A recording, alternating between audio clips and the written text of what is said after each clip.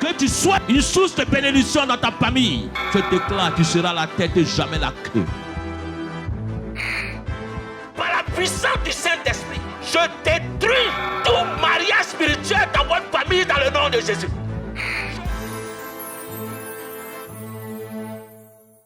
Amen. Père, je bénis ton nom. Que ta parole, éternel Dieu, nous instruise et nous enseigne. Nous voulons, éternel, entendre, éternel, ta parole. Enseigne-nous, éclaire-nous. Apporte-nous, éternel Dieu d'Abraham, ce qu'il faut, le nécessaire, éternel, pour pouvoir nous lever, pour pouvoir accomplir, éternel, ce pourquoi tu nous as appelés. Béni sois-tu. Amen. Alléluia. Que le nom du Seigneur soit béni. Le thème de mon message, c'est lèvons-nous et bâtissons. Dis à ton frère, lèvons-nous et bâtissons. Amen. Alléluia. Lèvons-nous et bâtissons. Donc beaucoup de personnes peuvent se lever pour autre chose. Lèvons-nous et bâtissons. D'autres peuvent se lever aussi et peuvent dire, lèvons-nous et détruisons. Donc il y a ceux qui se lèvent pour détruire, il y a ceux qui se lèvent pour bâtir. De quelle partie fais-tu? Pose la question à quelqu'un. Amen. Il y a ceux qui se lèvent pour bâtir et il y a ceux qui se lèvent pour quoi? Pour détruire. Il y a ceux qui viennent dans la vie pour détruire. Il y a ceux qui viennent aussi dans la vie pour bâtir. Il y a ceux qui viennent dans l'église de Dieu pour détruire. Il y a ceux qui viennent dans l'église de Dieu pour bâtir. Il y a ceux qui viennent dans ta vie aussi pour bâtir. Et il y a ceux qui viennent dans ta vie pour détruire. Alléluia. Lèvons-nous et bâtissons. Il ne parle pas à une seule personne. Il parle ensemble. Amen. Nous devons avoir une même voix. Et Paul pouvait dire, là où nous sommes arrivés, marchons d'un même pas, ayons une même pensée. Alléluia. Sans avoir une même pensée, vous ne pouvez pas bâtir. Sans être un. C'est pour cela que Dieu pouvait dire, l'homme quittera son père, sa mère s'attachera quoi? Sa femme. Et ils formeront quoi? Les deux formeront une seule chair. Une seule chair. Tant que vous formez deux, vous ne pourrez jamais bâtir. Tant que vous formez deux, vous ne pourrez jamais construire. Donc à partir d'aujourd'hui, que ceux qui sont mariés, ceux qui sont en vue de se marier, disent que nous formons une seule chair. Que vous ayez une même pensée, une même vision, une même entente. Que l'église de Dieu ait une même pensée. Alléluia. Dis, lèvons-nous et bâtissons. Amen. Dis à quelqu'un, lèvons-nous et bâtissons. Amen. C'est un ordre, c'est un commandement, c'est un appel à chacun à arriver à un certain moment. La Bible parle de Néhémie. Et la Bible dit que Néhémie était échanson de roi. Il avait une position, mais il n'a pas regardé sa position. Il avait un bon statut, mais il n'a pas regardé son statut. Mais la Bible dit que lorsque le peuple de Dieu est venu lui annoncer que les murs de Jérusalem étaient détruits, la Bible dit que Néhémie a eu la peine dans le cœur. Néhémie pleurait en lui-même. Et chaque fois que la maison de Dieu est détruite, ceux qui ont la peine dans le cœur, c'est ceux-là qui servent réellement Dieu. Ce qui amenait Jésus à accomplir des miracles, c'est parce qu'il avait la compassion chaque fois qu'il voyait des personnes. Lorsque tu vois des âmes ou des personnes en train de souffrir, tu dois avoir la compassion dans ton cœur. Lorsque tu vois quelque chose, parce que quand quelqu'un a la compassion, tu ne peux pas faire du mal à quelqu'un. Tu ne peux pas souhaiter le mal de quelqu'un. Tu ne peux pas souhaiter le mal de quelqu'un. Donc, il dit, vous dites que vous êtes fils d'Abraham, mais vous ne faites pas ce qu'Abraham fait. Votre père est le diable. Alléluia. Ceux qui font le mal, leur père est le diable. Si tu fais le mal, ton père est le diable. Alléluia. Ah, pourquoi ton amen est faible comme ça? Si tu fais le bien, ton père c'est Dieu. Amen. Lèvons-nous et bâtissons. La Bible dit que lorsque Néhémie a vu cela, Néhémie n'a pas regardé sa position. Néhémie pouvait être égoïste. Il pouvait dire que moi j'ai ma situation. Moi j'ai ma position. Moi j'ai toute ma vie. Moi j'ai ce qu'il faut. J'ai eu mon mari. J'ai ma femme. J'ai ma vie. Le reste ça ne m'intéresse pas. Alléluia. L'une des choses, l'intérêt égoïste ne compte pas dans la maison de Dieu. L'égoïste n'a pas sa place dans la maison de Dieu. Être égoïste dans une famille est très mauvaise. Ou lorsque nous pensons à soi-même. Je dis souvent à des personnes, si tu as la possibilité d'aider, aide des personnes à monter. Au lieu de vouloir les donner du pain chaque fois. Parce que tu vas faire des frustrés. Et cela crée beaucoup de sorciers dans ta famille. Pour éviter cela, ne frustre personne. Avant, certaines personnes aiment que lorsqu'ils arrivent, c'est d'eux qu'on parle seulement. C'est celui-là qui a réussi dans la famille. Ou c'est celle-là qui a réussi dans la famille. À telle enseigne que lorsque toi tu réussis, le plus grand même n'est plus ton grand frère. C'est-à-dire que les droits d'aînesse est parti. Quelle que soit ta position, tu dois respecter le droit d'aînesse. Quel que soit ce que Dieu a fait de toi. C'est une grâce si toi tu as eu cette position. C'est une grâce. Mais tu dois respecter le droit d'aînesse. Alléluia. Moi, je respecte mon grand frère. Quelle que soit la position, même si aujourd'hui, peut-être, je peux dire, j'ai plus de moyens, mais je dois respecter. Et je prie pour lui pour que chaque fois, même avec son diplôme, il dit, je n'ai pas encore trouvé du travail, je n'ai pas fait ceci. Je dis, ça va aller. Il faut que tu trouves. Mets-toi dans la prière aussi. Ça doit te faire de la peine lorsque quelqu'un est en souffrance. Ça doit te faire de la peine lorsque quelqu'un n'a pas une bonne situation. Dans le ministère de Dieu, tu ne peux pas faire le ministère si tu n'as pas la compassion de Dieu. Si tu n'as pas la compassion dans ton cœur. Tu ne peux pas voir des personnes souffrir et que chaque fois, tu peux dire non, Seigneur, bénis cette personne. Seigneur, guéris cette personne. Parce que tu ressens la souffrance de cette personne. Et tu te dis non, il faut que cette personne soit guérie. Il faut que cette personne soit bénie. C'est en cela que Dieu va t'utiliser. C'est parce que tu auras la compassion dans le cœur. Et la Bible dit que Néhémie s'est identifié au problème d'Israël. Il s'est identifié, il ne s'est pas mis hors du problème. L'église, la Bible d'or, est ton église. Tu dois t'identifier à la vision. Tu dois t'identifier quoi? À la vision. Néhémie n'a jamais dit que le problème, Israël, votre mur est détruit. Il dit, nous tous, nous avons péché. Il ne dit pas, vous avez péché. Il ne dit pas, ça c'est leur église. Ça c'est l'église du pasteur. L'église n'appartient pas au prophète ni au pasteur. L'église appartient à Dieu. L'église appartient à qui? Nous sommes simplement des personnes que Dieu a confié une mission. Dieu a confié quoi? Une mission. Il dit, Dieu t'a placé dans le jardin pour le cultiver et le garder. Donc, le mari que Dieu t'a donné, c'est pour le cultiver et le garder. Nous sommes des ouvriers auxquels Dieu nous a confié quelque chose. Les enfants, c'est Dieu qui te les a confiés. Amen. Pour les cultiver et les garder. Donc, chaque fois que tu feras quelque chose, à un moment donné, Dieu te posera une question. Dieu te demandera comment tu as gardé ces enfants-là. Comment tu as éduqué ces enfants. Comment tu as conservé cela. Alléluia. Beaucoup de personnes prient, deux fois pleurent après. Mais à cause de nos actions que nous posons nous-mêmes, nous détruisons notre propre vie.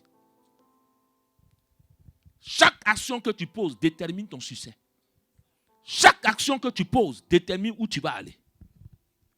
C'est pour cela, avant de poser des actions, il faut réfléchir 10 fois. Dans tout ce que tu fais dans ta vie. Il y a certaines personnes qui ont joué avec leur vie pendant un certain moment. Nous pouvons prendre des personnes aussi. Dire au moment de la classe, il y avait ceux qui troublaient la classe. Nous, on était de ceux-là qui troublaient la classe. Mais quand on partait se cacher le soir, on passait à étudier. Mais on était ceux-là qui aimaient troubler tout le monde. Quand on se promène la nuit, on se promène. Il y a un ami qui a quitté ici, qui était venu ici, à Nantes, il m'a dit, non, toi, tu nous as trompés. J'étais tout le temps avec eux. Le matin, je suis avec eux. Des fois, je sèche les coups. On avait un seul cahier qu'on écrivait tout dedans. Mais ce que Dieu m'a donné comme grâce, c'est que moi, comme je ne vois pas de loin, je retiens beaucoup. Je peux me promener avec toi, mais le soir, ma mère m'a dit, ton bic là, c'est ton papa. Donc, j'ai dit, il faut que je réussisse pour elle. Alléluia. Donc, il y a ceux que vous suivez deux fois, mais ils sont en train de construire dans le secret. Il y a des amis de foi qui vous donnent des conseils même pour votre mariage. Mais ce qu'elle dit là, elle ne fait pas chez elle. Alléluia. Mon mari me fait ceci, mon mari me donne ci. Jamais son mari lui a donné ci. Il y a quelqu'un qui disait, ah non, tu as vu cela? Son mari là lui donne 1500 €. Il dit, mon frère, il gagne combien lui-même? Pourquoi on a qu'à te payer? C'est ton salaire, on te paye bien quoi? Alléluia. Parce qu'on sait ici, le salaire minimum, c'est combien? Donc, ma soeur, à 7 ans, on va te payer, en même temps, on va te faire une fiche de paye. Alléluia. Non, c'est comme ça. Mais toi, si tu veux appliquer ce qu'elle fait là-bas chez toi. Maintenant, toi, quand tu ressors de là-bas, ton mari, maintenant, il te dit, c'est gâté, maintenant, tu la vois, tu dis, hey, ma soeur, chacun gère son truc. Deux fois, il faut regarder certaines personnes. Il faut regarder le fait, quand tu suis quelqu'un, regarde comment la personne est devenue. Et puis, il faut le suivre. Parce que où tu vas m'amener. La Bible dit qu'il conduit vers des verts pâturages. Donc, quand un homme te prend, il t'amène vers des verts pâturages. Il ne t'amène pas vers des pâturages secs. Même le nom de Dieu ne t'amène pas vers des pâturages secs. Même quelqu'un que tu suis, un leader ne t'amène pas vers un pâturage sec. Toi-même, je te suis. Il dit, vous êtes la lumière du monde. Mais toi-même, il n'y a pas de lumière dans ta vie. Tu veux me conduire où? Il dit, un aveugle peut-il conduire un aveugle? Donc, deux fois, certaines personnes s'accompagnent, même quand tu les regardes, tu te demandes où ils s'en vont. Alléluia. Peut-être tu veux aller à Abraham à côté. Amen. Ah, ceux qui n'ont pas compris. Si tu veux aller à Abraham à côté, il y a d'autres qui veulent aller de l'autre côté. À un moment donné, même Jabez dit assez, c'est assez. Quand il regarde sa vie, il dit où je vais aller. Il faut que j'aille quelque part. À un moment donné, il faut que tu décides. C'est pour cela qu'ils sont dit, levons-nous et bâtissons. Ta vie aussi, tu dois la bâtir. Tu dois te lever pour bâtir ta vie. Tous ceux qui s'asseyent, il dit un peu de sommeil. Et tu verras la pauvreté s'asseoir dans ta porte. Le paresseux n'a pas sa place. Dieu n'aime pas la paresse. Il dit la main qui n'aime pas travailler, qu'elle ne mange pas. Donc le chrétien ne doit pas se cacher derrière Dieu pour ne pas travailler. Il dit, mon Père qui est là-haut agit tous les jours et moi aussi j'agis. Il y a des chrétiens qui se lèvent de fois tard. Tu te lèves à 10h, 11h. Le temps est déjà passé. Hein? Une des choses, même quand tu ne travailles pas, apprends à te lever tôt. Ah, ton amen est trop faible. Tu dors. Apprends à te lever tôt. Une discipline dans la vie va devenir une habitude pour toi. Mais quand ta vie, tu ne la disciplines pas, le jour que toi, on va te donner un travail, tu as déjà pris une habitude. Et cette habitude s'est installée en toi.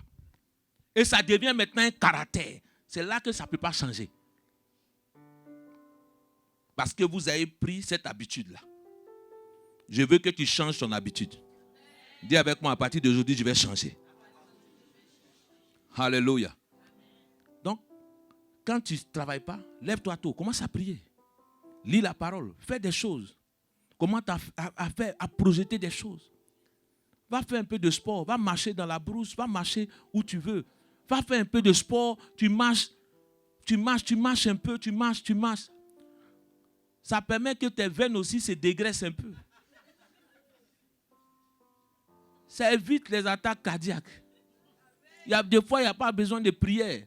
Toi-même, une hygiène de vie va te donner une bonne santé. Croyez que tu vas venir t'arrêter, tu vas prier, tu vas chanter, tu vas faire des trucs. Tu ne fais pas de sport, tu es là, tu es assis comme ça. Tu crois que tu peux faire tout ça? Si ton corps n'est pas en bonne santé. Il va dire à Timothée, l'exercice spirituel est encore mieux que l'exercice corporel. C'est que Timothée était quelqu'un qui faisait beaucoup de sport. Il faut que les chrétiens allaient faire du sport. Amen. Que nos mamans, les femmes, marchez un peu. Tu manges sauce graine, tu t'assois ça. Tu es couché à ça. Ça dort. Après, tu fais des mauvais rêves. Tu dis, on t'a poursuivi, on t'a rattrapé vite. On t'a rattrapé. Mais ma soeur, on va te rattraper. À l'heure que tu as mangé, là, tu ne peux pas digérer ça. Donc, les gars, quand ils courent derrière toi, ils te rattrapent vite. Donc, il y a des gens, on les rattrape vite dans les rêves. Ce n'est pas parce que, non, pasteur, mon rêve là m'a poursuivi et puis il m'a attrapé. Mais, pasteur, c'est parce que tu as trop mangé. Mais quand tu es léger, quand tu cours rapidement. Toi, tu sens que ton corps, vous ne voyez pas que des fois, tu sens que tu es léger. Je me souviens de quelqu'un une fois, on avait fait un long jeûne. Et quand on rentrait à l'église, il était au bord de l'église, il y avait une femme qui vendait à Canoulan. Bon, ceux qui ne connaissent pas. APF. Ceux qui ne connaissent pas, c'est Attiqué Poisson Fumé. Et donc, j'ai vu le monsieur manger à côté. Mais il a mangé tellement. Donc, après, il rendait un témoignage. Et le témoignage dit, je me sentais lourd, mais après la prière, je me suis senti léger. Il dit, ancien, le gars là, il est venu en train de manger à Tchéka ici. Il se sent lourd. C'est normal que tu te sentes lourd. Alléluia. Il faut que vous disciplinez votre vie. C'est important. Donc, ceux qui ne peuvent pas courir, allez marcher un peu. Fais 1 heure de marche, 45 minutes de marche. Tu marches, tu mets ton jogging, tu prends des baskets, tu commences à marcher. Et en marchant, tu commences à prier. En marchant, tu commences à réfléchir à ta maison. En marchant, tu commences à réfléchir à ta vie. Et puis quand tu fais ta liste, tu dis, celui-là même, il m'apporte quoi dans ma vie même? C'est important que tu poses la question chaque fois. L'évangéliste Ike, qu'est-ce que je lui apporte et qu'est-ce qu'il m'apporte? Amen.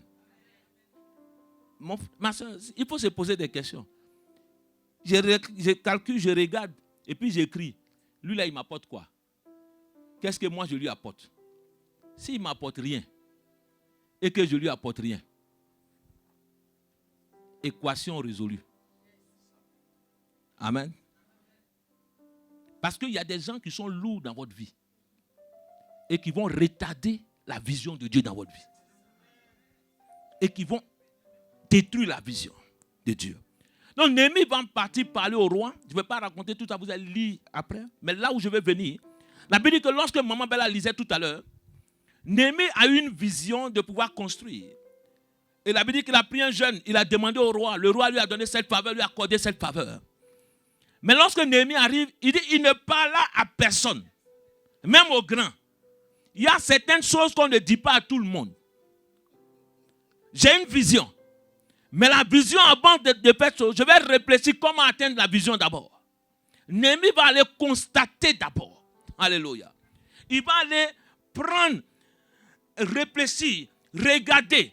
Personne ne s'engage dans quelque chose sans avoir réfléchi 10 fois.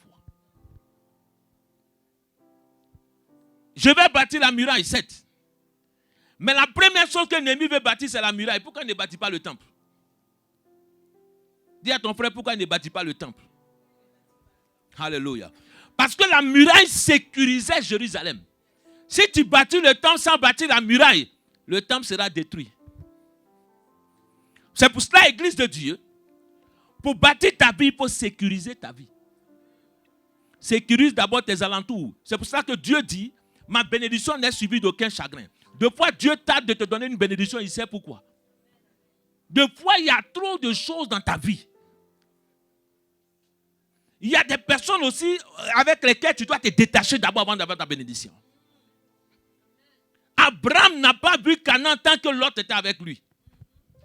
Mais c'est son neveu. Mais Lot ne pouvait pas rentrer à Canaan avec Abraham. Dieu lui a donné la promesse, Mais Abraham a ramassé sa famille entière pour partir. Il dit, ça c'est mon papa. Ça c'est mon neveu. Il faut que je parte avec eux. Deux fois, Dieu vous donne quelque chose. Dieu vous dit d'aller faire quelque chose. Bâtir une entreprise, faire quelque chose. Vous allez ramasser tout le monde qu'il faut. Est-ce que Dieu t'a dit de faire ça avec cette personne? Est-ce que Dieu t'a dit de faire ça avec cette personne? Dans la prophétie de Dieu, Dieu te montre l'endroit, le lieu avec qui je dois faire. Il va te montrer le lieu, ce qu'il faut faire et avec qui il faut faire la chose. Beaucoup de personnes peuvent détruire les prophéties parce qu'ils ont fait avec la mauvaise personne. Après, il se dit que non, Dieu n'est pas un menteur. Hein. Ce que Dieu a dit, c'est vrai. Dieu a dit, je vais me marier. Mais avec qui tu vas te marier? Si tu te maries à la mauvaise personne, la Bible dit que celui qui a trouvé une bonne femme a fait quoi? Trouvé une bonne. Mais quand vous continuez le verset, la suite dit quoi? Une mauvaise femme est quoi? Est une carie dans le temps. Alléluia. Dans tes os. Une carie dans tes os. Maintenant, un mauvais homme aussi. Lui, il est plus que carie. C'est une épine. Il peut être une épine même dans ton cœur. Parce que tu vas avoir, comment on dit, gourmet, chaque fois. Tu vas avoir mal au cœur. Chaque fois, tu vas penser à ton mari. Là. Tu vas avoir mal au cœur. Je prie que les mauvais hommes s'éloignent de nos femmes. Que les femmes disent, éloignez-vous. Moi-même, je donne l'ordre, la direction prophétique sur vos vies. Que tous les mauvais hommes s'éloignent de mes filles. Parce que moi, il y a des prières que je n'ai pas envie de faire. Pour qu'on m'appelle pour dire, pasteur, tu as vu. Non. Donc, je prie avant que tous les mauvais hommes s'éloignent de nos filles de l'église. Alléluia. Que toutes les mauvaises femmes s'éloignent aussi de nos hommes. Ah, les hommes, vous ne répondez pas aussi. Amen.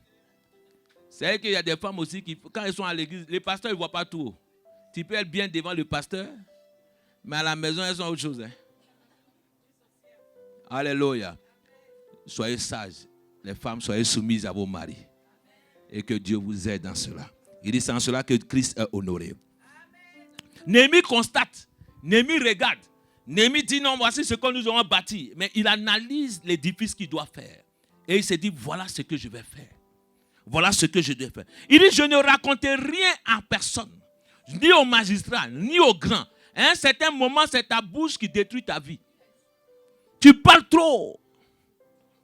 Ce n'est pas encore accompli, tu as encore de raconter ça à tout le monde. Tu commences à raconter toutes les choses à tout le monde. Mais le diable n'est pas au courant de tout. La seule personne qui est omnisciente, c'est Dieu. Le diable ne sait pas tout. Même les anges ne savent pas tout, ils apprennent tout avec nous aussi. Dans un moment donné, c'est toi-même qui vas parler de ton affaire que des gens prennent aussi pour détruire ta vie. Dans un moment donné, garde. La Bible dit que même quand Jésus était né, Dieu va dire, prends l'enfant, il va le cacher. Mais pourtant, c'est Jésus. C'est parce que l'enfant n'a pas encore atteint la maturité. Donc, à un moment donné, ton projet n'a pas encore atteint la maturité. Garde un peu, préserve un peu. Alléluia. Mais deux fois, nous ne savons pas faire la part des choses. Néhémie pouvait dire, hey, Dieu m'a amené comme une mission. Hein? Il commence à parler à tout le monde. Mais il n'a plus le temps d'analyser avec qui il faut partager la vision. Il y a des personnes avec qui il faut partager la vision. Il y a des personnes qui vont porter la vision. Quand Moïse a eu la vision, il a cherché Bessaël. Il y a des gens qui seront ces personnes-là dans l'église de Dieu. Il y a des gens qui seront ces personnes-là dans ta vie. Et quand je parle des hommes de la destinée, il y a des gens qui seront des Jonathan dans ta vie. Ils vont t'aimer. Jonathan dit, je suis le fils de Saül. Le trône doit me revenir. Mais je sais que Dieu t'a donné toi d'être le roi. Donc moi, je vais avec toi. J'accepte de te suivre. Mais pourtant, Jonathan pouvait dire, je vais tuer David aussi. Parce que le trône me revient. Mais non, Jonathan a reconnu que David devait être roi. Dans un moment dans l'église de Dieu, reconnais la royauté dans la vie de quelqu'un. Aïe. Reconnais la royauté dans la vie de ton frère. Il y a un moment, bien aimé, je viens dans le message pour que tu comprennes certaines choses. Il dit, il arrive un moment donné, reconnais la royauté dans la vie de quelqu'un. Ce n'est pas tout que tout le monde peut faire. Que tu sois prophète, que tu sois un chante, que tu sois... tu ne peux pas tout faire. Donc, il y a certains endroits que quelqu'un a établi roi. Ah, dis-moi, Dieu m'a établi roi. Mais dans quoi? Mais dans quoi? Alléluia. Donc, dans le domaine dans lequel Dieu t'a appelé, tu dois être un roi, une reine. Amen. Est-ce que tu comprends cela? Dieu m'a établi roi. Il y a des gens, il faut que tu sois meilleur dans ton domaine. Il faut que tu sois efficace dans ton domaine. Je prie que Dieu fasse cela pour toi. Si tu es une femme, sois une bonne femme dans ton domaine. Quand tu cuisines comme ça, ton mari dit non, la cuisine là, c'est trop. Tant que ce n'est pas ma femme qui a cuisiné là, c'est pas bon. Alléluia. Amen. Ah, les gars ne disent pas amen. Moi, ma femme, c'est non, son piment là, c'est doux. Ah, tu as vu le piment qui est doux. Maman Belle a dit piment qui est doux. Elle a dit que le piment là, il pique, mais c'est doux. Alléluia. Brigitte. Alléluia. Néhémie arrive. Et Néhémie dit, il dit, je l'ai dit. Alors, vous voyez le malheur, le malheureux état où nous sommes. La première chose dans ta vie, constate le malheureux état dans lequel tu es. Il y a des personnes qui ne savent pas qu'ils sont dans un malheureux état. C'est-à-dire que dans la situation que tu es, de quoi tu crois que tu es arrivé quelque part, mais pourtant tu es dans un malheureux état. Pourtant tu n'es devant Dieu, tu n'es rien. Pourtant tu n'es pas bien. Pourtant tu n'es pas quelque part encore. Et toi tu ne te rends pas compte que tu es dans un malheureux état. Tu peux vivre. Alléluia. Il faut que tu constates dans le malheureux état que tu es. Dieu t'a appelé pour des grandes choses. De fois, certaines personnes, non. Vous confondez l'humilité et puis l'humiliation. Tu confonds l'humilité et l'humiliation. L'humiliation, c'est quand tu vas payer quelque chose, ta carte bleue ne passe pas. Ça, ce n'est pas humilité, c'est une humiliation. C'est humiliation. Tu veux partir en voyage, tu n'as pas les moyens. C'est humiliation. Pour ici, au moins, quand tu arrives ici en France, quand on coupe ton courant, ça c'est humiliation. Alléluia. Tu te dis que non, Seigneur, en langue, Masabro Chata, c'est humiliation, mon frère. Tu dois prier pour que ta situation change. Tu dois prier pour que des choses changent dans ta vie. Tu dois prier que tu dois sortir de cette situation-là. Il dit, je n'ai jamais vu le juste mendier son pain.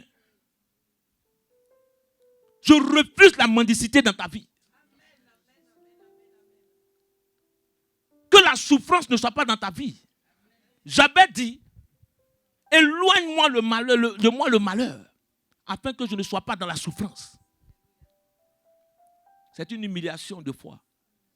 Moi, je sais ce que c'est l'humiliation. Où ta chambre coûte 120 €, tu ne peux pas payer, tu as 7 mois de retard. Ce n'est pas, tu pries en langue, tu prêches, tu fais tout et puis tu as 120 €. C'est une humiliation. Il dit, où est ce Dieu-là qui est grand là? Amen. Néhémie a pris, il a constaté l'état malheureux dans lequel ils étaient. Et lorsqu'il partageait cela, il dit, je l'ai raconté dans l'état malheureux. Et Jérusalem est détruite. Et ses portes sont quoi? Consumées par le feu. Venez, rebâtissons la muraille de Jérusalem. Et nous ne serons plus dans le propre. La vision que Dieu nous a donnée, c'est de bâtir une église. La vision que Dieu nous a donnée, c'est de bâtir un temple. La vision que Dieu nous a donnée, bien aimé, c'est d'avoir un lieu. Alléluia. Un lieu où des gens peuvent répéter. Hier, elle faisait les répétitions, ils sont obligés de m'appeler à la maison. Pour que j'ai dit non. J'ai dit à ma femme, lève-toi, on va partir. Je dis pourquoi ils sont en train de répéter. Je suis obligé de me déplacer à 16h. Il était que 15h pour venir ici. Alléluia. Nous devons servir Dieu. Mais si on avait notre temple, ce n'est pas une humiliation. Maman Bella est tout le temps, on l'humilie, on dit non, on fait cela, des fois on coupe. On a vécu plus d'humiliation que cela.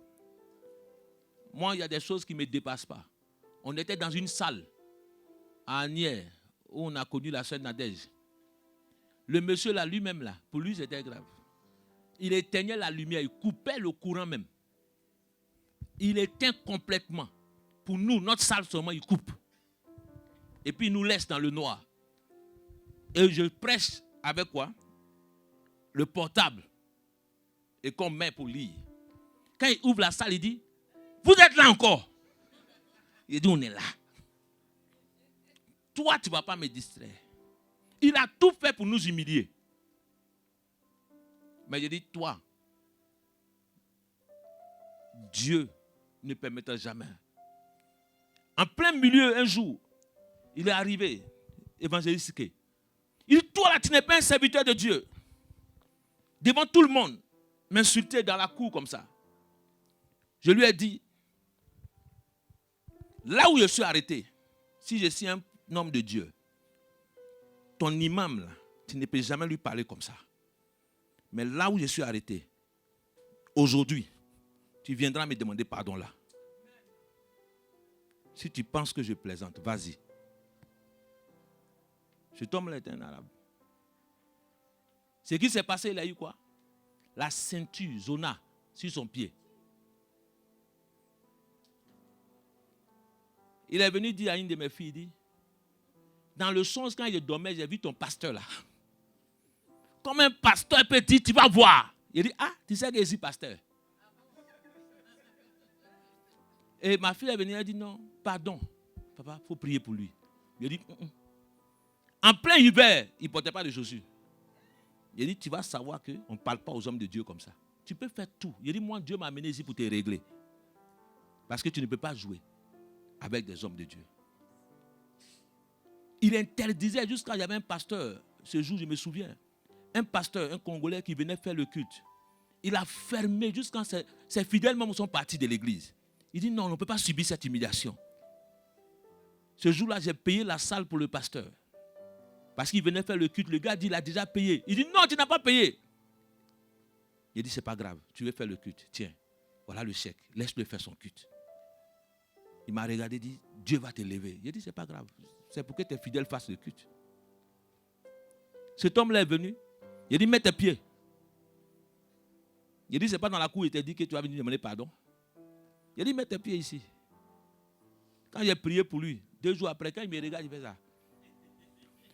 Il dit, prochainement, tu vas me dire encore. Il faut que des gens respectent les hommes de Dieu. Ne parle jamais contre un homme de Dieu. Tu ne sais pas la grâce qui est sur sa vie et l'alliance qui est sur sa vie. Ne parle jamais. Je dis à tout le monde de l'église, ne parlez jamais. Si tu n'as rien à dire, va regarder YouTube, Facebook. Mais ne parle jamais. Ne t'occupe pas de ça. Laisse Dieu régler son problème. Mais ne t'occupe pas de son problème. Parce que ce problème est trop gros pour toi. Là où Dieu allait le chercher pour le mettre là, tu ne sais pas où. Mais ne joue jamais avec l'onction qui est sur la vie de quelqu'un. Il dit, ne touchez pas à mes oins. Quelles que soient les personnes. Et ceux qui touchent aux oins, en parlant mal, en critiquant des hommes de Dieu, faites très attention. Même si c'est ton pasteur ici, c'est ton pasteur et un pasteur ailleurs, ne parle pas de lui. Ceux qui commencent à critiquer des hommes de Dieu, ah, tu as vu le pasteur celui-là, quitte à côté. Quand Dieu commence à frapper, il ne regarde pas si tu étais là ou tu n'étais pas là. Tu étais là. Le fait que tu dises quelque chose là, toi aussi, ça te touche. Néhémie dit rebâtissons la muraille. Il dit non, d'un commun accord et tous ils se levaient, il dit levons-nous et bâtissons. Il faut qu'il y ait l'entente quelque part pour pouvoir bâtir. La deuxième chose qu'il faut, il faut l'entente. Tant qu'il n'y a pas l'entente dans une maison, personne ne peut bâtir. Tant qu'il n'y a pas l'entente et l'union, vous ne pouvez pas bâtir. Il faut qu'il y ait l'entente. Dis à ton frère, entendons-nous un peu. Alléluia. Je vais terminer. Il y a beaucoup de choses à dire. Mais il dit, levons-nous et bâtissons. Il faut que nous nous levons. Il faut que nous allons bâtir ensemble. Mais quand nous allons nous lever pour bâtir, ce ne sera pas facile pour nous. La Bible dit, il y avait Sambala et Tobija, Geshem. Il y a des hommes qui vont se moquer de toi lorsque tu vas bâtir.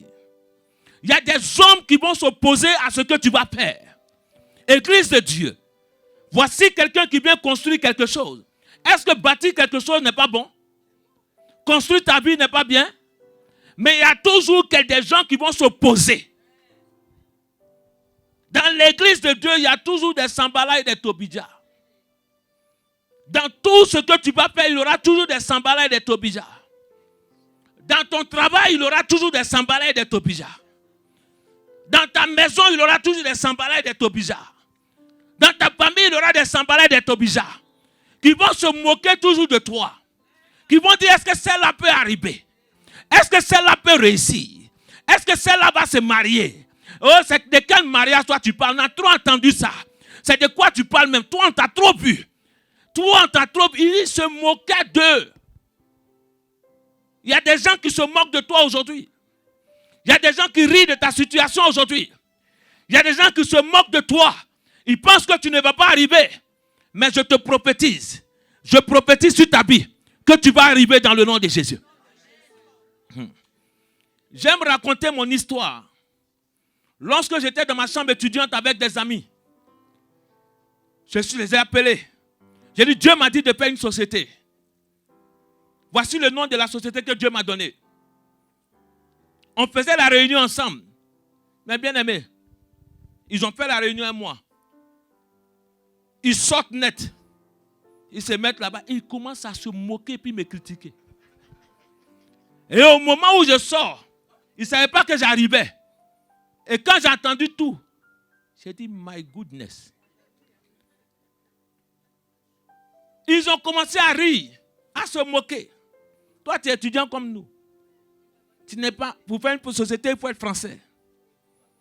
Toi, tu vas pas faire comme nous. Quelle société tu vas faire? Mais Dieu m'a dit que je vais avoir une entreprise. Mais le jour qu'ils sont arrivés dans mes bureaux une fois, ce n'est pas ces bureaux que tu vois là-bas, maman Bella. Il y avait des plus grands bureaux que ça. Il y avait tout un palier. Avec plusieurs départements de travail qui travaillaient. Quand ils sont arrivés, ils disent, hey, quand Dieu dit, fais, c'est eux qui riaient. Des gens peuvent rire aujourd'hui.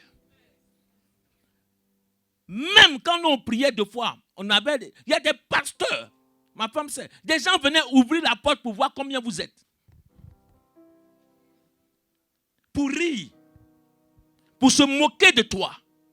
Mais dit, tant que Dieu t'a envoyé, il a la provision pour toi. Alléluia. L'une des choses que Dieu m'a donné la grâce, c'est de ne jamais dépendre de l'église. Ça, je bénis le Seigneur pour ça.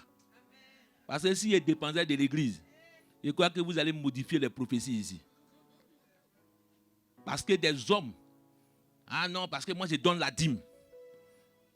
Donc si toi on te parle comme ça, net, tu t'en vas de l'église. Ma soeur, je dis, celui qui veut partir là, toutes tes offrandes que tu as fait là, tu comptabilises et puis tu me dis, je vais te donner. Tes dîmes que tu as payées là. Le jour que tu veux partir, je fais cul de revoir pour toi. Je vais faire un chèque. Et mon chèque. Je comptabilise tes offrandes, ta dîme. Et puis tu me dis, ça fait combien? Je te donne. Et puis tu t'en vas. Ah, tu n'applaudis pas. Pourquoi tu n'es pas content? Monsieur Damouka dit peut-être. Parce que Quand tu quittes une entreprise, on fait quoi? Solde de tout compte. On fait quoi? Moi, je vais faire solde de tout compte. Donc, je te donne congé, vacances, tout. Si tu veux, je comptabilise tout. Tu fais depuis que tu as payé là, tu me dis, pasteur, quand je donnais 10 euros, 20 euros, ça fait 3 000, 4 000. Hein? S'il donnait que celui qui veut faire quelque chose, qui dit il veut partir, il veut faire quoi que ce soit, on fait, on lui donne, il s'en va. Amen. On lui donne, il s'en va. Alléluia. Amen. Amen. Donc celui qui vient donner, qui dit, pasteur, je vais partir, je vais faire ceci, je vais faire cela. Je fais ton chèque, ton sort de tout compte, je te donne, tu t'en vas. Amen. Alléluia. Maintenant, si tu sais que tu donnes ça pour Dieu, Dieu soit loué. Mais si tu comprends que tu donnes pour Dieu, que l'œuvre que tu fais, que c'est pour Dieu, tu ne joues pas dans l'église de Dieu. L'église de Dieu appartient à Dieu, on ne joue pas dans l'église. Alléluia. Et donc quand tu comprends le message, je dis, personne ne modifie le message de Dieu. Personne ne va dominer sur des hommes de Dieu. Ce n'est pas parce que tu donnes une dîme ou quoi que ce soit, et que toi, tu ne dois pas être discipliné dans l'église. La discipline dans l'église, elle est importante. Et tu ne dois pas faire n'importe quoi dans l'église de Dieu. Non, c'est parce que je donne ma dîme, parce que je fais ceci, et que tu dois faire n'importe quoi. Dans l'église ici, tu ne feras pas ce que tu veux. Tu vas respecter les principes de l'église. Tu vas marcher selon les principes de l'église. Tu vas marcher selon l'œuvre, ce que Dieu veut. Pas ce que les hommes veulent. Alléluia. Donc personne. C'est pour cela aujourd'hui qu'on a demandé des hommes de Dieu. Des fois, je parle avec des amis qui sont pasteurs. Il y a certains qui ne travaillent pas. Certains qui ne travaillent pas, qui dépendent de l'église. Des fois, quand ils parlent, ils ont mal, ils pleurent dans leur cœur. Parce qu'ils n'arrivent pas. Une fois, je parlais à un ami. Et souvent, je lui ai dit, il a dit non. Vous savez, à un moment donné, on a tellement de problèmes, même avec des chantres ou des instrumentistes. Et Dieu m'a dit une fois, j'ai dit à un moment, moi, je ne veux plus des instrumentistes bizarres. Si on n'a pas de chantre, vaut mieux. Il y a un jeune homme qui déconnait ici. On a payé un piano qui coûtait cher. Le piano faisait 5 000 et quelques euros. Ma femme m'a dit, laisse-le partir le piano.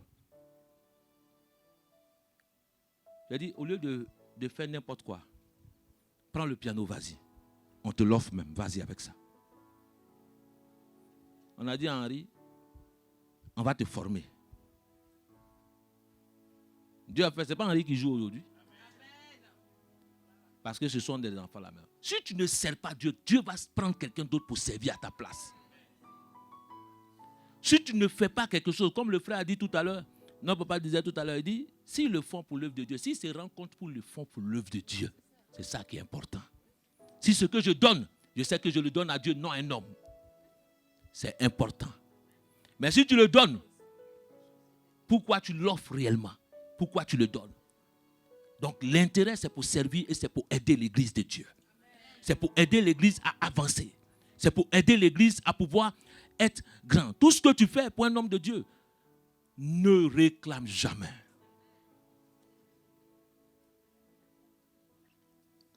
Je vais te dire encore quelque chose. Je vais raconter cette histoire ici. On était dans une église. Une femme a donné un piano à l'église. Et lorsqu'elle donnait le piano, Dieu a ouvert mes yeux.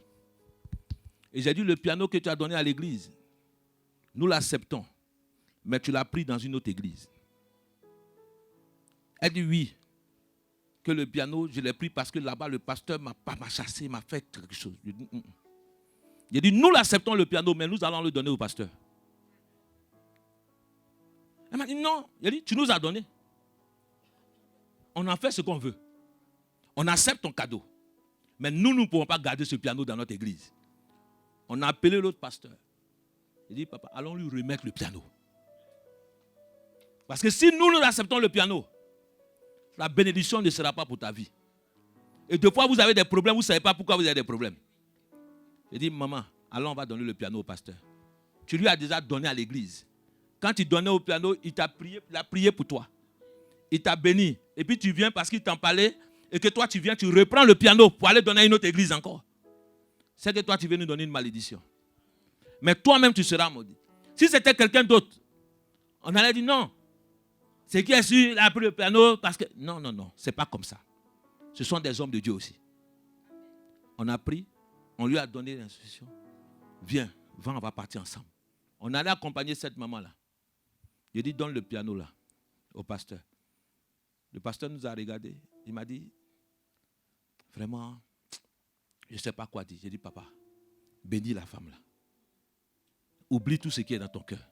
Si elle veut venir avec nous dans l'église, mais il faut que toi tu la bénisses. Parce que nous sommes en train de prier pour chercher une bénédiction alors qu'il y a quelque chose quelque part. Et elle a laissé le piano.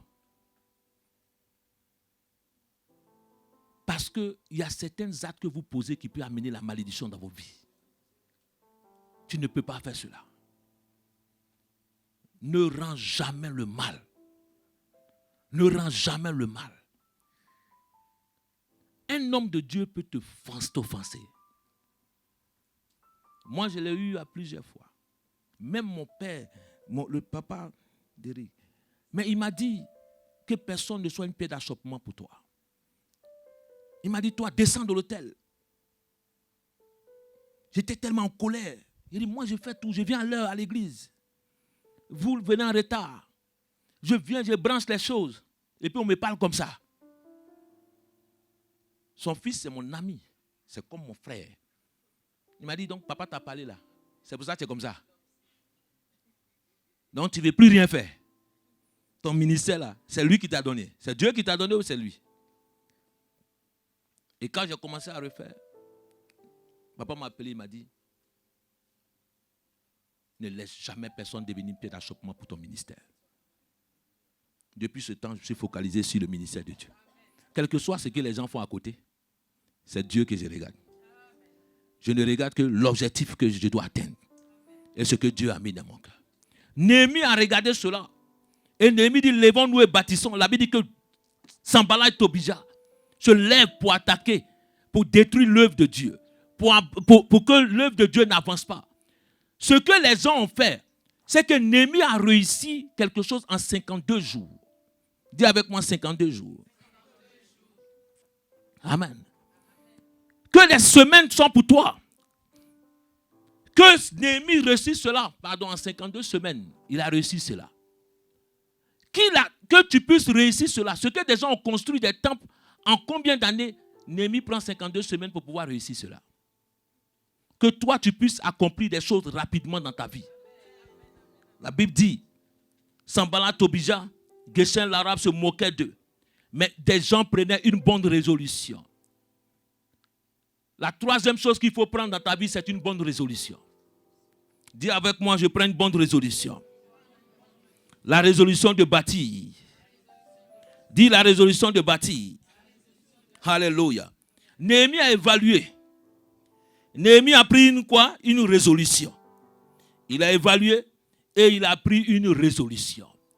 Donc quand tu évalues, tu prends une résolution maintenant. Tu peux évaluer l'état, mais tu peux rester comme ça sans faire. Mais il faut que tu prennes une résolution.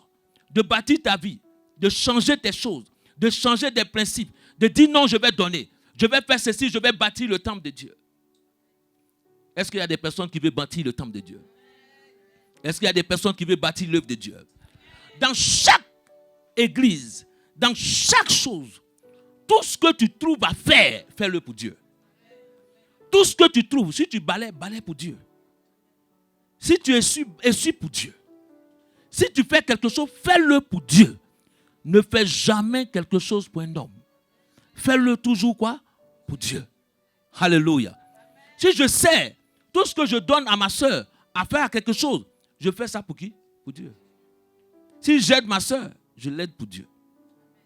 Si je prie pour ma soeur, je prie pour Dieu. Tout ce que je fais, n'attends jamais quelque chose en retour. N'attends jamais quelque chose en retour. Ce qui amène le découragement, la déception dans la vie de certaines personnes, c'est parce que nous attendons beaucoup de choses en retour des personnes. Quand nous donnons à quelqu'un, nous attendons quelque chose en retour. Quand je fais quelque chose pour quelqu'un, j'attends quelque chose en retour. Parce que j'ai aidé la sœur Brigitte, j'attends quelque chose en retour de Brigitte. Non. N'attends jamais quelque chose en retour.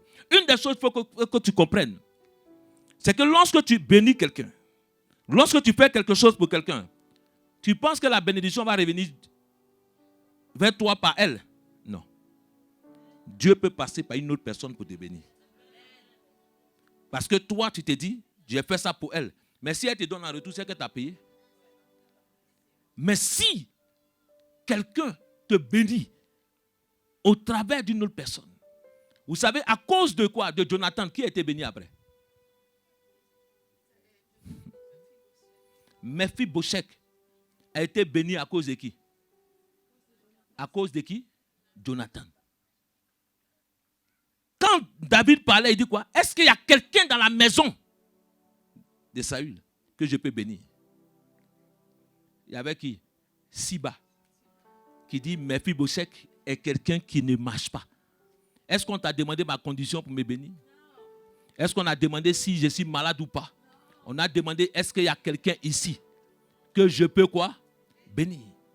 On n'a pas demandé si je suis malade. On n'a pas demandé si je suis estropié. On n'a pas demandé s'il y a une condition. Il n'y a pas quelque chose pour que Dieu ne regarde pas la condition de ta personne. Dieu te bénit simplement parce qu'il veut te bénir. Dieu ne regarde pas. C'est nous les hommes qui calculons pour regarder quel est ton rang, ton statut, tes choses. Mais Dieu ne regarde pas le statut de quelqu'un pour l'élever. Dieu ne regarde pas ton statut pour amener une bénédiction dans ta vie. Dieu ne regarde pas ton passé pour te bénir. Dieu ne regarde pas ta condition pour te bénir. Dieu ne regarde pas de la famille d'où tu viens pour te bénir. Mais Dieu regarde simplement parce que toi, tu es sa créature et que tu es son enfant qu'il a accepté pour te bénir.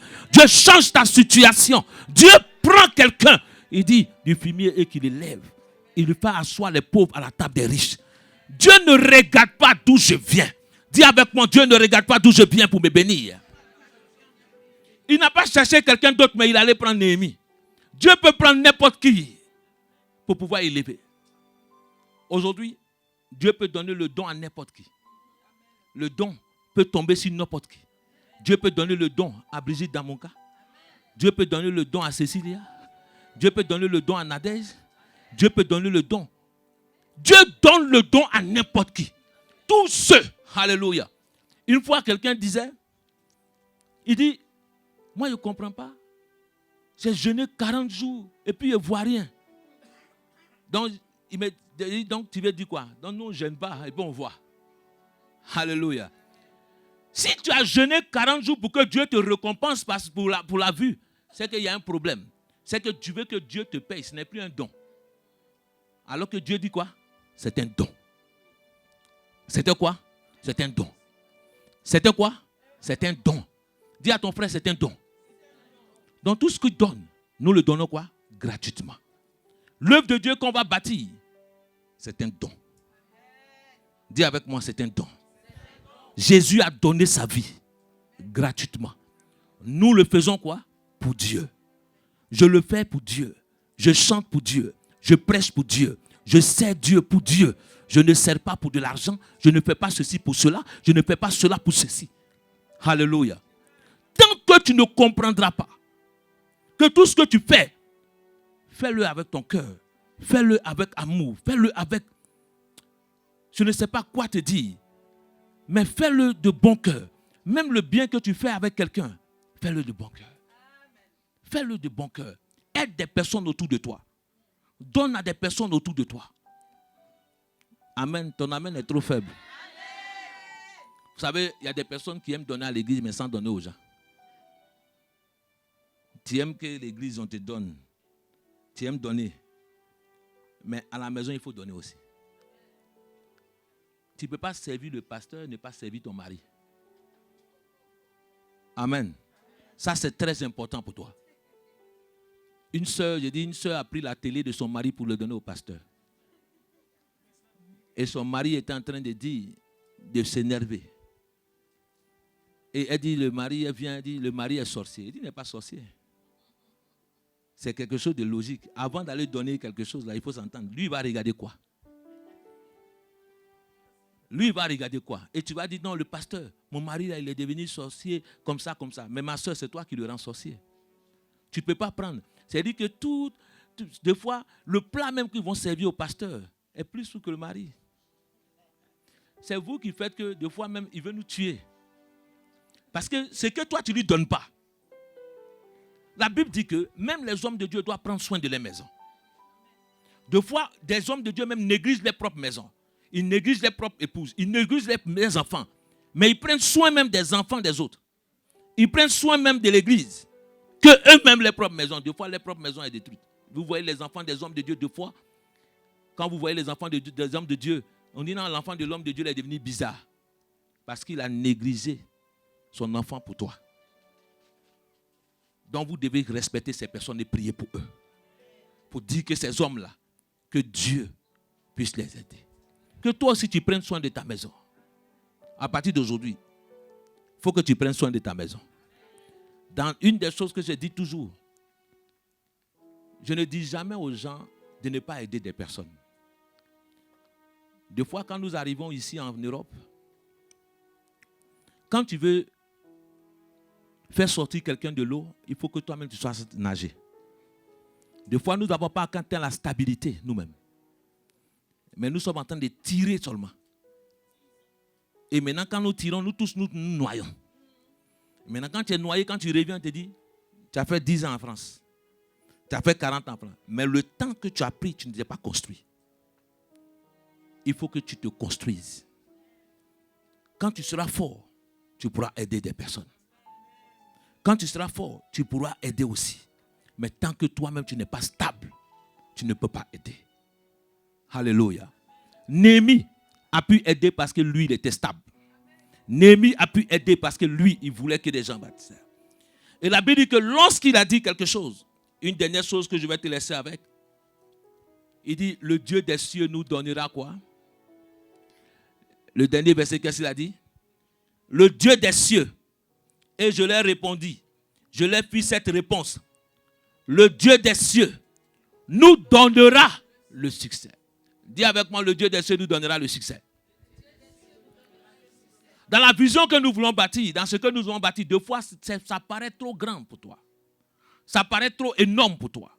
Ça paraît trop, bien aimé, par un homme tu ne peux pas faire. Par toi-même, ta force, tu ne pourras pas arriver. Ça paraît trop énorme pour que tu puisses atteindre tes objectifs. Mais il dit le Dieu des cieux, avec Dieu nous ferons quoi? Des exploits. C'est Dieu qui nous donnera la capacité d'y arriver.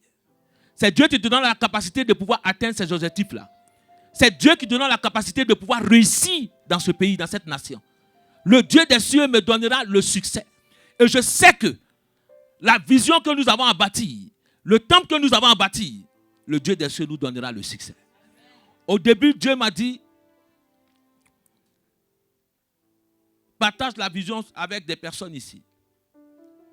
Et lorsqu'à un moment, il m'a dit, non, tu ne sais pas d'où ma bénédiction va arriver. Papa Guy, il y a des personnes qui m'ont appelé. Dieu m'a dit, qui ne sont même pas de l'église. Qui ne sont pas de l'église. On va t'aider à construire ce temple. On va t'aider à construire cette vision-là. Qui ne sont pas de l'église. Et c'est pour cela que chaque matin, quand je prie à 5 heures, je partage la vision. Et des personnes ont dit, pasteur, on n'est pas de ton assemblée, mais on t'aidera à construire cette église. Quand je suis levé pour prier à 5 heures le matin, quelqu'un m'a dit, ah mais non, mais tu partages, les gens, on ne te connaît pas, ils ne sont pas de l'église. J'ai dit non, Dieu t'a amené pour faire une mission. Dieu m'a dit, allume ton Facebook. Il dit, tu pries seul. Pourquoi tu pries seul?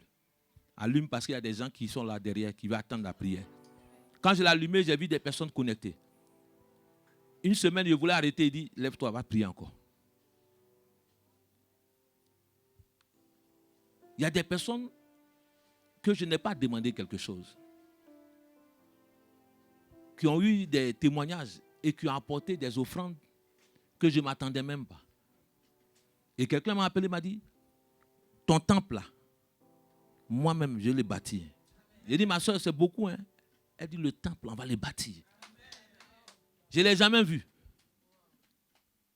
Mais je parlais seulement. Elle dit, donne-moi le lien. Donne-moi. Je vais partager. Je suis allé à l'entraînement des amis. Il dit, mais ton temple c'est quoi? Depuis tu ne l'avais pas encore acheté. J'ai dit, non, on ne l'a pas encore acheté. Il dit, donne-nous le lien. On va t'aider à bâtir ce temple-là. On va t'aider à bâtir ce temple-là. Église de Dieu, nous avons besoin de bâtir le temple de Dieu. Et c'est pour cela que nous devons dire ce slogan avec nous, levons-nous et bâtissons. Nous devons quoi? Nous lever pour bâtir le temple de Dieu. Nous devons nous lever pour bâtir la maison de Dieu. Nous devons nous lever pour faire des choses pour Dieu. Le temps est arrivé où tu sais que tu serves Dieu. Mais en apportant quelque chose à Dieu. En bâtissant ce temple-là. En achetant le lieu. Alléluia. Dans le temple que nous avons une vision de dire, il faut prier 24 heures sur 24. Mais nous n'avons pas seulement que cela. Je bénis le Seigneur. Je peux dire, je bénis le Seigneur pour la vie du frère Dosso. Qui a porté la vision dans son cœur. Il a pris la vision et il a dit, pasteur, il faut qu'on arrive à bâtir ce temple-là. Il faut qu'on fasse cela. Ce n'est pas, vous savez une chose, il dit, Paul a fait quoi? Paul a planté, Apollos a arrosé, mais Dieu a fait croître. Tu peux avoir la vision, mais une autre personne peut amener la vision plus loin que toi. C'est pour cela, dans toutes les choses, chacun de nous, nous sommes importants dans la maison de Dieu. Chacun de nous, nous sommes importants. Quand nous lisons dans le chapitre 3, Maman Bella, lis ça, le verset là seulement. Lis le chapitre 3. Commence à partir du verset 1, rapidement, viens. Vous allez voir quelque chose qu'on va terminer avec. Je vais te dire d'arrêter. Alléluia. Néhémie 3. Néhémie 3.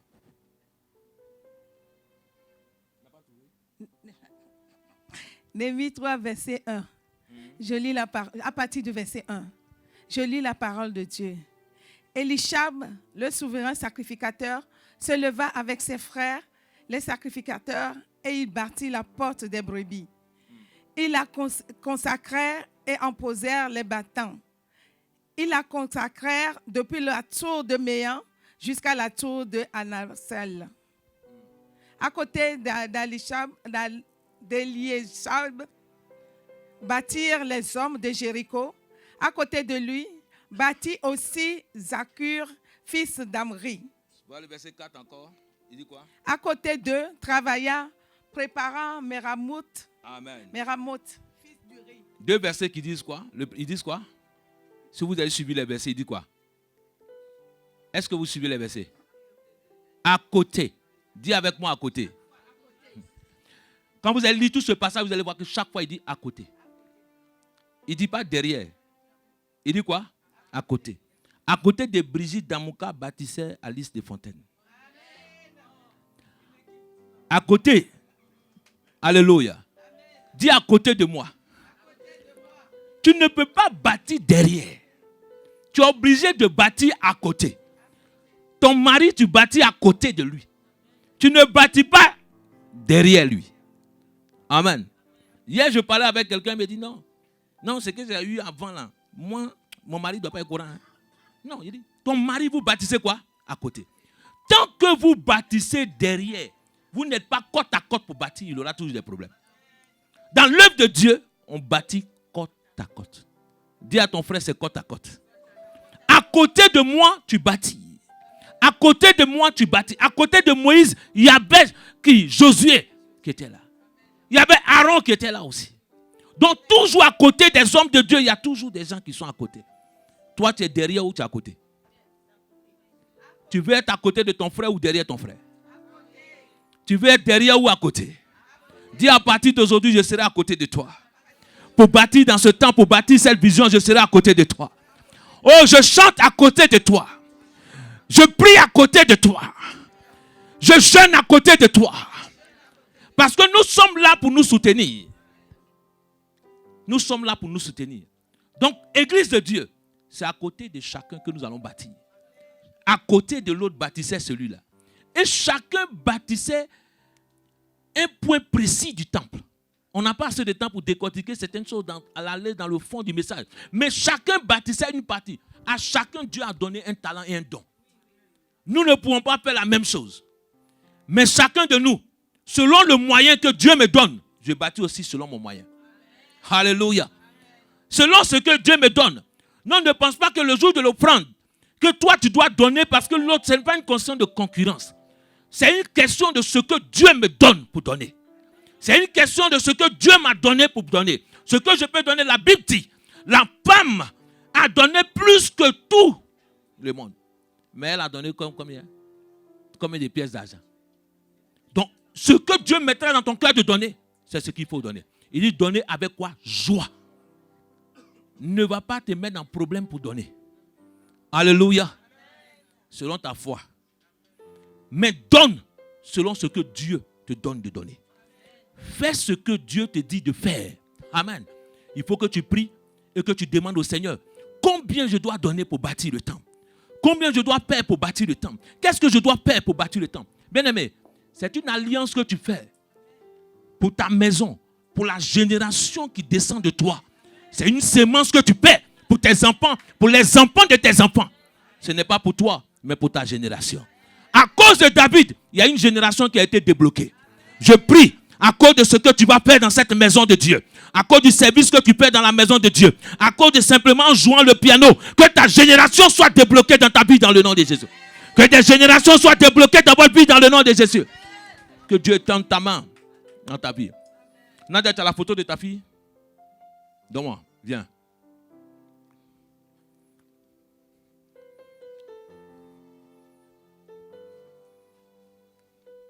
Dis, je bâtirai le temple.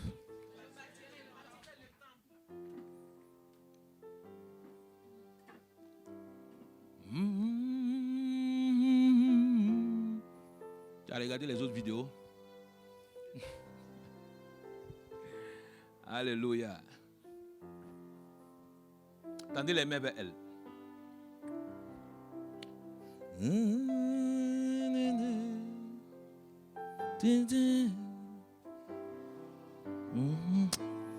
Shatarababa.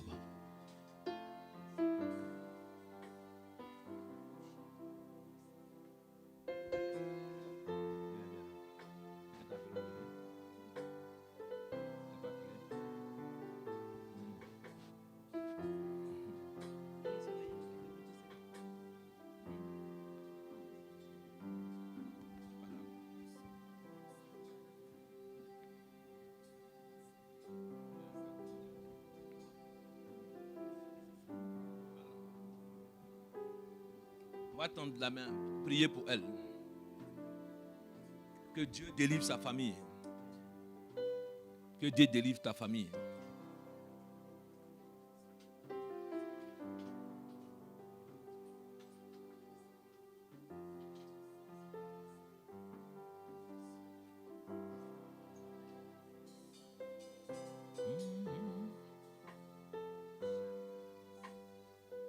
Cette semaine-là sera une semaine cruciale.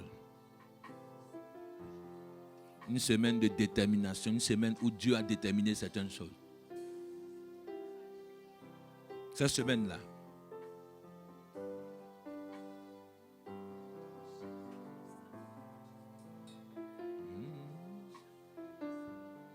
Lève-toi, Christiane.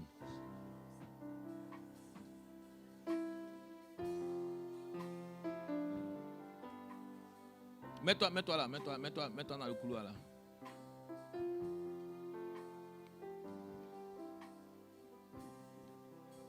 Lève tes mains.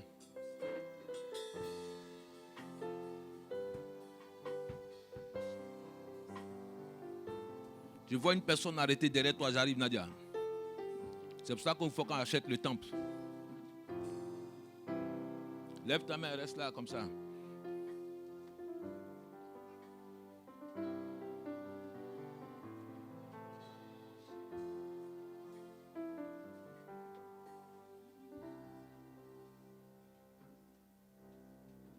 Je vois une personne mettre sa main sur ton épaule.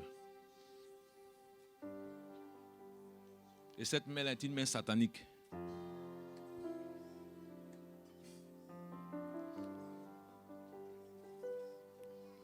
Je vois cette personne. Je vois le nom de cette personne.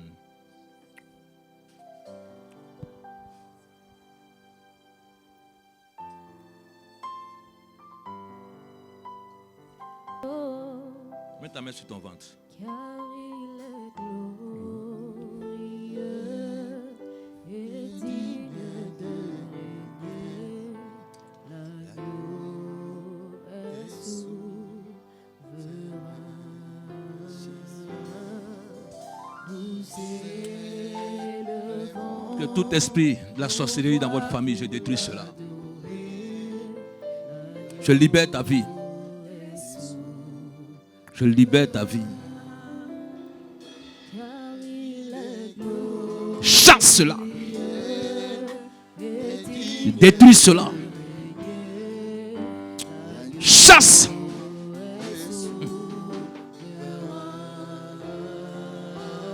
Est-ce qu'on peut se tenir debout, s'il vous plaît?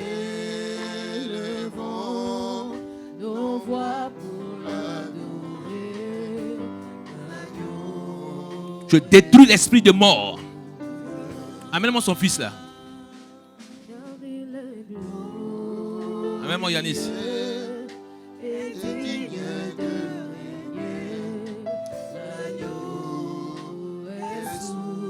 Je détruis tout esprit de mort. Je libère, éternel Dieu, sa vie éternelle. Je brise, éternel, par la puissance du nom de Jésus. Je prie, éternel, que ta main de grâce soit sur cet enfant. Dieu va élever ton fils. Dieu va élever son fils dans cette nation. Dieu me dit, ton fils va essuyer tes larmes dans cette nation. Cet enfant-là est un grand. Cet enfant sera un grand footballeur. Inscris-le au foot. Il sera un grand footballeur dans cette nation.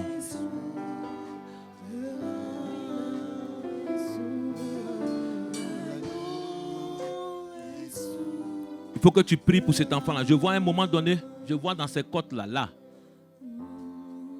À un moment donné, comme si une respiration qui est en train de se couper. Il respire, c'est comme si sa respiration s'en va. Parce que tout asthme, début d'asthme, je détruis cela par la puissance du Saint-Esprit. Je brise cela par la puissance du Saint-Esprit.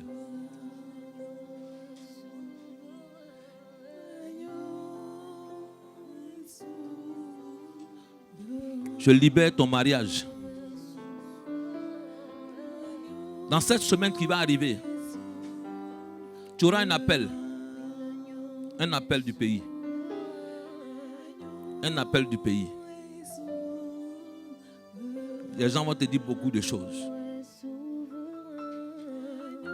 Ils vont te parler de beaucoup de choses. Quelqu'un même va te dire,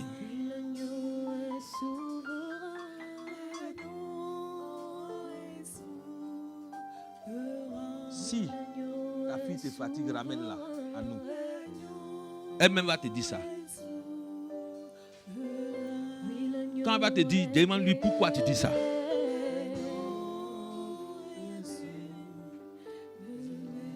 Elle va te dire, la personne va te dire, si ta fille te fatigue, ramène-la à Abidjan. Elle-même elle va te dire ça. La personne va te dire ça. Cette personne-là, demande-lui pourquoi elle dit ça. Tu lui demandes, mon pasteur dit, pourquoi tu dis ça? Et si elle ne répond pas, Dieu lui donne 3 jours. 3 jours. 3 jours. 3 jours. Elle ne vivra plus. 3 jours, elle ne vivra plus. Cette semaine qui arrive est une semaine cruciale pour ta famille, que Dieu va apporter une délivrance dans votre famille. Il y a trop de choses dans vos familles. Il y a beaucoup de choses qu'on ne peut pas parler ici. Mais Dieu va délivrer ta famille. Et Dieu va te délivrer toi-même. Il y a un gros potentiel dans ta vie. Un gros potentiel dans ta vie.